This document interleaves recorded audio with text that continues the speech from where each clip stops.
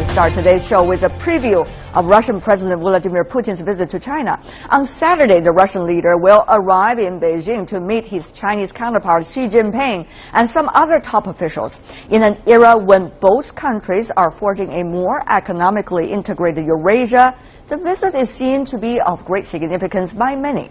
Earlier, at the 20th St. Petersburg International Economic Forum, I talked to Dmytry Pantkin, chairman of the management board at Eurasian Development Bank, and also Xu Sitao, chief economist and partner from Deloitte China.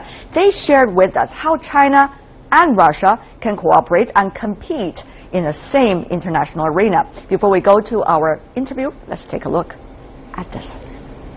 An important guest for Beijing will soon arrive on Saturday. The two leaders will plan the development, direction, and top priority cooperation areas of China-Russia coordination. The Kremlin has more than 30 projects on the table. China hopes that Putin's upcoming visit will consolidate mutual political and strategic trust, promote pragmatic cooperation in various areas, inject new impetus to bilateral ties, and to international and regional peace, security, and stability. Among all issues, economic cooperation tops the agenda. A $6.2 billion high-speed rail deal is expected to be inked. Investment projects are also under negotiation. What's drawing the two geographically close powers even closer is their shared vision for an integrated Eurasian future. The China-led Belt and Road initiatives offer a wider connection of European and Asian countries through infrastructure construction and trade links. The Russia-backed Eurasian Economic Union, now including Russia and 4 other member countries, introduces economic coordination in the region and is planning to include China. I think the strength of the Eurasian Union is that this is the first union in the post-Soviet space with real chances for development as opposed to many other unions. Secondly, the Eurasian Economic Union is a bridge between Asia and Europe and China. This year marks the 15th anniversary of the signing of the Sino-Russian Good Neighborly Treaty of Friendship and Cooperation. Analysts believe that bilateral ties have reached a golden era, both economically and politically. Personal ties between Putin and Xi also remain strong. Xi traveled to Moscow for his first state visit after taking office, and the two have met over 10 times since then. Driven by these high-level personal ties, China-Russia cooperation is expected to develop further, especially after Putin's trip to Beijing. Welcome to both of you, Dmytry Pantkin, chairman of the board with Eurasian Development Bank, and also Xu Sitao, China economist with Deloitte China. Welcome. Thank you. There are a lot of things going on. One of the things is people are talking about some competing mechanisms, at least in their eyes. For example, Eurasian Economic Union, OBOR, One Belt, One Road. People are saying, what does it mean, cooperation or competition? Thanks. I think reality is not like black and white. We have both competition and cooperation. As a competition, we are, as a development bank, we are competing to finding good projects. Really, it's difficult now to find not only idea how to spend money, but good projects that could generate good return. And it's very interesting for us to find projects, and we are very happy if our bank will be first to find that project. But again, when we have projects, it's interesting to share risk. And from that point of view, we are trying to find partners, other development banks with whom we could cooperate, with who co-finance these projects. So again, it's kind of mixture. It's cooperation and competition. Is Mr. Pantkin being diplomatic? No, I entirely agree with him. There are many shades. So you do have collaboration, competition, and cooperation. At the same time, we need to bear in mind, OBOR is not an investment project, it's a vision. It is a vision. Interesting. Yeah. Having said that, though, you were suggesting the Eurasian Economic Union is trying to find projects that would make a profit. There are some challenges over there. Some might ask the other way around. Does that mean the vision itself, also back to the vision thing, has some original challenges to begin with. Original challenge means... For example, geopolitics within the region. Eurasian countries, we all know, not necessarily everybody is thinking in the same thing. Yeah, secondly, sure. everybody has their own priorities. They have interesting relations in history with Russia. And fourthly, there are different kinds of competitors in this region. European Union also want to have their own version of Eurasian as well. So is this idea viable from the very beginning? You know, I think if we are talking about economic links, this is our most important part of our activity. So economy bring our country that we need some cooperation, we need common market, we need common standards, we need common, let's say, rules of game. And so we have a lot of reason for cooperation and a lot of reason for integration in our case. Of course, integration process is not very difficult, and you're completely right that there are different geopolitical games, different interests between countries. So again, it's kind of mixture of, there are some reason for cooperation, there are some reason for integration, economic reason, and of course we have some particular interest of different countries and we have some contradiction, of course. Same with OBOR, One Belt, One Road. You said earlier it is a vision, yes indeed, but how to implement the vision? We have seen some initiatives, but not necessarily the overall project has been nailed down. So what do you make of this? Well, I think quite often people don't understand OBOR. They feel if there are OBOR, there will be influx of cheap Chinese capital into certain region. I don't think that's the case. I believe the essence of OBOR is about replicating China's growth model, which means if you have good infrastructure, you lay a foundation for further economic development. So it's not about particular country. It's really about replicating that part of the growth model. But is that viable? I mean, on the other hand, because some of the economies obviously along the road of OBOR are not necessarily at this moment as developed as China is. They have not shorn up the cash over the years as China did over the past 30 years of reform and opening up. So how well can this model be copied following just your theory? Well, it's not easy. In fact, if you study economic history, it's actually not easy to find a compelling case for generating good returns purely from infrastructure. That's why you need to explore other business models. That's why you need to have certain competition. This cannot be done just by China or by any other country. Even infrastructure itself, Mr. Pankin, has its own challenges for development banks like yours. For example, you are now working on a project. It's a tram rail project inside Russia between cities and among cities, rather than a project among countries in the Eurasian Economic Union. So does that mean, Mr. Pankin, some would say, that you're already finding difficulties outside Russia, the appropriate projects? All you can do now is pretty much defined by Russia's own border. My shareholders' task that I have from my shareholders to find project that links countries. So it would be not tram or railway inside Russia. It should be tram or railway that connect Russia and Kazakhstan, Russia and Belarus. But now it's all in Russia at this moment, this specific railway for now. Which one? The specific railway that you are considering in investing among various cities inside Russia. Is that going to go beyond the border? First for us, it's a fine kind of railway that connects country. If you are talking about a specific project inside Russia, about tram or railway, we are now not financing any railway project inside Russia. For example, we have some road project, road project around Moscow, road project. But rail project, for us, we have rail project is across border Russia and Kazakhstan. Very interesting. On the other hand, we have also seen some interesting cooperations between China and Russia about the visions, OBOR and also Eurasian Economic Union. But the question is, it seems that the top leaders of both countries, both President Putin and also President Xi Jinping, are very enthusiastic about these kind of cooperation. And yet, when it nailed down to specifics, when it nails down to grassroots implementations, there is still a question mark. Mr. Xu.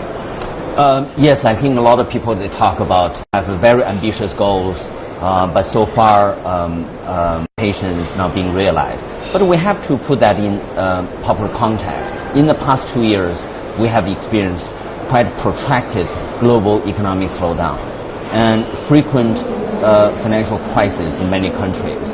International trade is facing a lot of challenges. So you really need to put that in context. So I wouldn't just say you only have top-down directions. Mr. Pankin, you know in Russia you have this pivot to Asia, in a way, strategy, also from Russia, even though that was a word invented by Washington a few years ago. Of course, later they refused to use that phrase, use it a much more PR phrase instead. But Russia's, of course, your version of pivot to Asia is very different from the U.S. one. Help us to understand what exactly is Russia's vision about Asia and about Eurasia, so that investors will have a better understanding about whether this is viable, this is sustainable. You know, my feeling that it's maybe for Russia it's not useful question. Is it Asia or Europe? Should we cooperate with Asia or should we cooperate with Europe? Question is to find our place in existing world.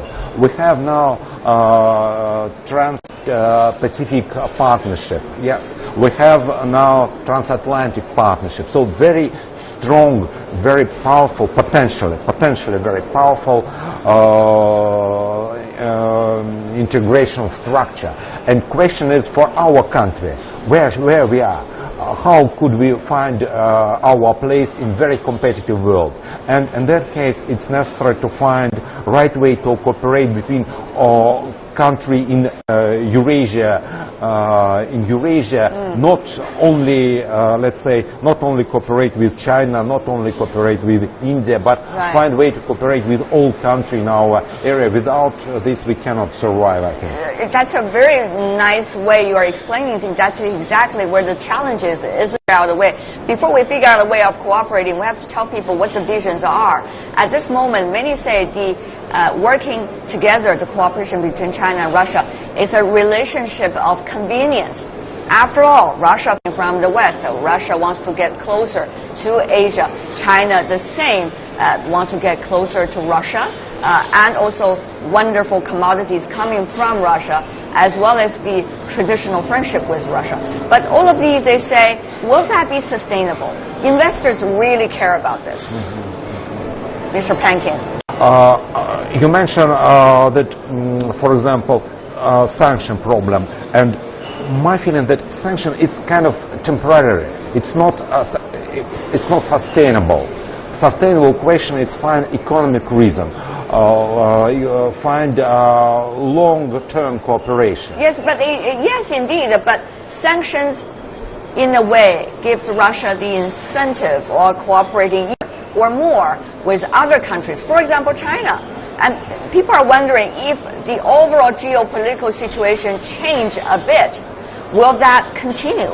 We've seen that with the oil prices debates going on between sometimes up, sometimes down, depending on the outside environment. So will that be also the same when it comes to this Eurasian development?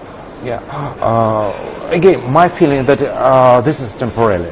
So more sustainable problem. What is how Russian economy could cooperate with Chinese economy? Is it only will be the way that Russian energy resources, Russian oils will be supported, supplied to China, and from going back, where will be buy Chinese clothes or Chinese electronics?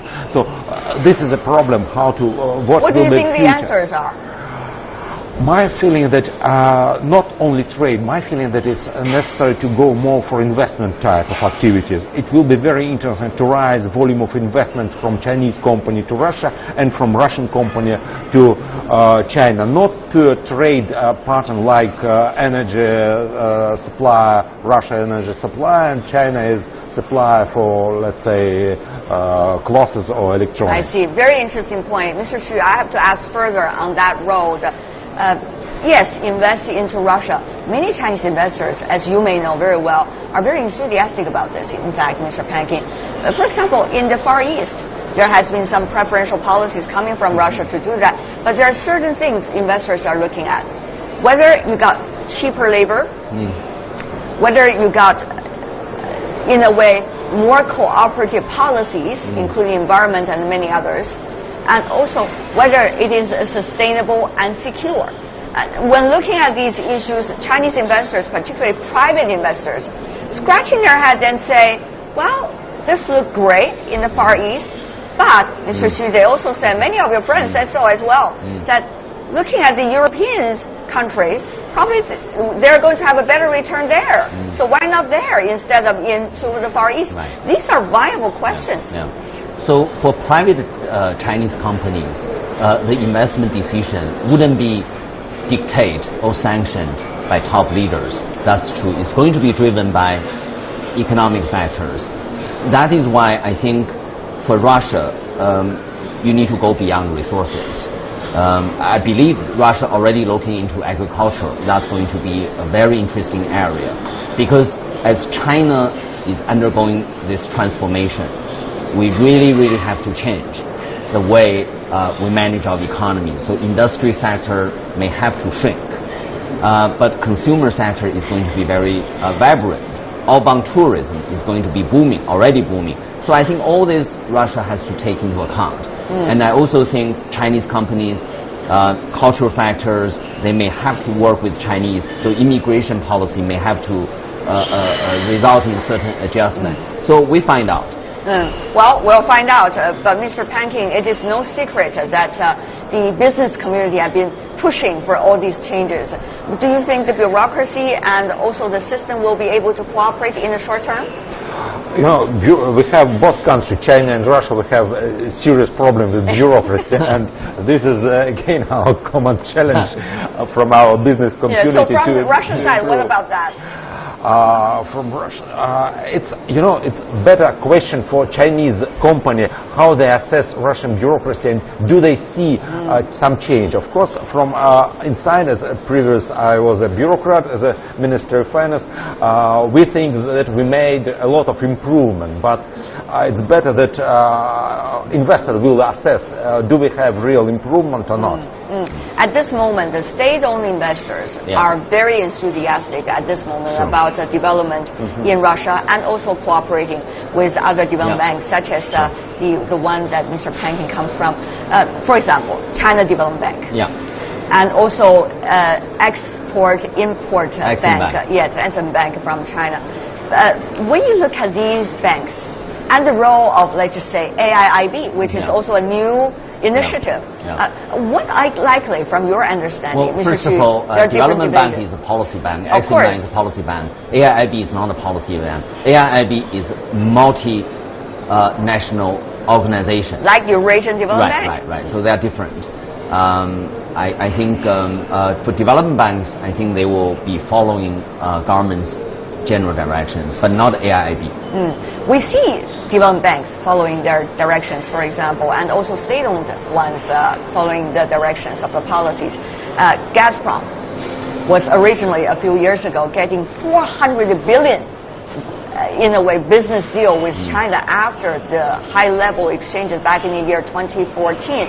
But of course, with the economic and sanction situation, things have changed. So is the commodity prices. So the question is, even the state-owned enterprises and companies as enthusiastic as they used to be? Or exactly the other way around, there will be even more, Mr. Pankin? Even more. Even more enthusiastic about this kind of cooperation. What is your assessment? my assessment that sanction is not a very serious question. Yeah, it's not just about sanctions. It's also about the business environment in one another. It's also about commodity prices. It's also about ruble and the mutual assessment of each other's economy. Of course, commodity price is a serious question for us. If I talk about Russia and investors in Russia, if I see drop in energy price, drop in oil, raw materials, we have this impact in many other areas of our economy, and we see feeling of investors that now in, for example, car industry, a lot of projects are stopped. Projects are started by foreign investors because market is shrinking, and the same story in, for example, rail engine or kind of wagon production. Demand is shrinking, and a lot of investment are stopped. So, from that point of view, oil affects seriously potentially foreign investment in Russia. And Mr. Xu, what about your assessment, the potential? For Russia or for China? For China, of course. We in cooperation with Russia. I think for China right now, no one can forecast commodity prices and predict oil price. Always very volatile. But it seems to me, in the medium term, I think for Chinese companies, energy sector remains the most interesting one for further investment. What about the future? I mean, we see AIIB going to have their first ever board meeting, international board meeting. Of course, Eurasian Economic Development Bank, you are also doing very well. So what about the future? Where are we going to start with? I think that is the most important thing, Mr. Pankin. I'll start cooperation with the AIIB. For us, it will be very interesting. And we send a lot of proposals for AIIB, a lot of projects that we think should be co-financed. Problem, I think, AIB is emerging bank. They need now to create procedure, internal operation standard. Very serious question is government guarantee. So approved policy by AIB is to finance project only with government guarantee. And for example, in Russia, Russian government, Russian Ministry of Finance has very strict rules for issuing guarantee. It's not very easy to get guarantee, and typically investment projects are financed without government guarantee. And for example, we are financing all projects in Russia without government guarantee. European Bank for Reconstruction and Development financing project without government guarantee. So my opinion that will be necessary to find a way how to cooperate, but this issue, government guarantee, will be a serious one. Mr. Xu? Yes, in a way, Chinese investment tend to put a huge premium on government guarantee, but the AIIB is not a Chinese entity. There are so many different players out there, including Russia as well as a member, not necessarily in the board though.